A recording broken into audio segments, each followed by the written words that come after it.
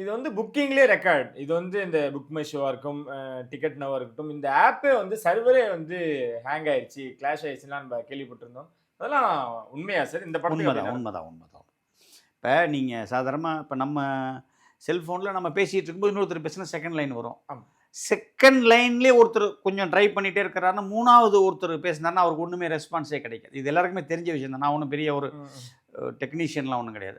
அதே மாரி அந்த ஒரு புக் மை ஷோ எல்லாத்துக்கும் ஒரு சர்வர் அதுக்கு இவ்வளோதான் கெப்பாசிட்டின்னு இருக்கு. அந்த கெப்பாசிட்டி மாரி ஒரு 5 டைம்ஸோ, 10 டைம்ஸோ உள்ள போய் புக் பண்றதுக்கு ட்ரை பண்றாங்கன்னா, அப்ப அந்த பிரஷர் வரத்தான் செய்யும்.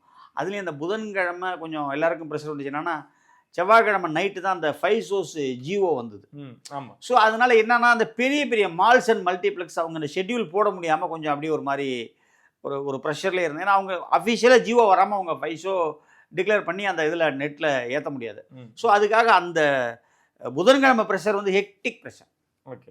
நம்மள சைடுல இருந்து எப்படி சார் இருந்தது? அந்த ஓப்பன் பண்ணதுமே எவ்வளோ நேரத்துல டிக்கெட்கள் எல்லாமே 4 நாளைக்கு கம்ப்ளீட் ஆச்சு அப்படின்றத தெரிஞ்சுக்கலாமா? சார் இதெல்லாம் 4 நாளைக்கு கம்ப்ளீட் ஆயிருச்சுங்கிறதெல்லாம் வந்து என்னால வந்து அத வந்து ஏத்துக்க முடியல. சரி.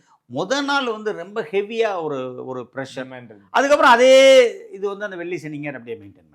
ஓஜி ரஜினி ரசிகர்லாம் பேக் அப்படிலாம் கேள்விப்பட்டோம். அந்த பழைய ரஜினி ரசிகர் எல்லாமே வந்து இந்த படத்துக்கு குறிப்பா எல்லாருமே ஆர்வமா வந்து புக் பண்ணதெல்லாம் இல்ல சார். எல்லா நடிகர்களுடைய ஃபேன்ஸ் சம்மந்தப்பட்ட ஒரு விஷயம் என்னன்னு கேட்டீங்கன்னா, அவங்க தொடர்ந்து அவங்களுடைய அந்த நடிகர ஆராதிக்கிறாங்க. அந்த நடிகர வந்து அவங்க விரும்புறாங்க. அந்த நடிகர போட்டுர்றாங்க. ம்.